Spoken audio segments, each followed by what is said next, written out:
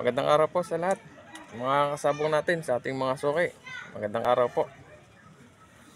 Yan, sana po maging maganda naman po ang kondisyon nating mga alaga at maging sa paglalaban ay maging ito pa makabawi-bawi naman po. Hindi po maiwasan ng talo.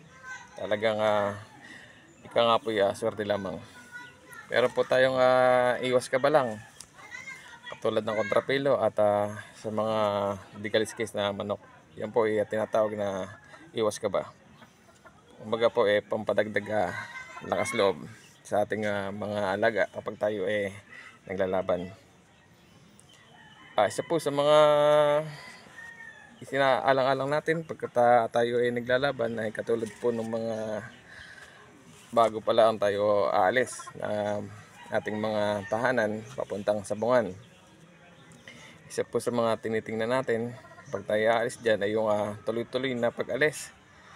Wala na pong kung sinong dadaanan, lalong-lalo na po kung kayo ay may mga dalang manok panabong. Kung kayo po ay may dala, ay marapat lamang po na kayo diretso na agad sa sabungan. Mantala man po kayo, siguro sa daan na lang, traffic o kung ano man. Yun. Pero sa pakalatan po, marapat lamang po na kayo ay dire-diretso na, lalo na kung dala ninyo inyong mga alagang panabong, sapagkat hindi po natin umaga sa ay hindi po natin pinapayagan na tayo kung kanino pa dadaan, kay kumpare dadaan tayo doon, dadaanan pa natin yung isang kay tropa. Hindi po ganoon.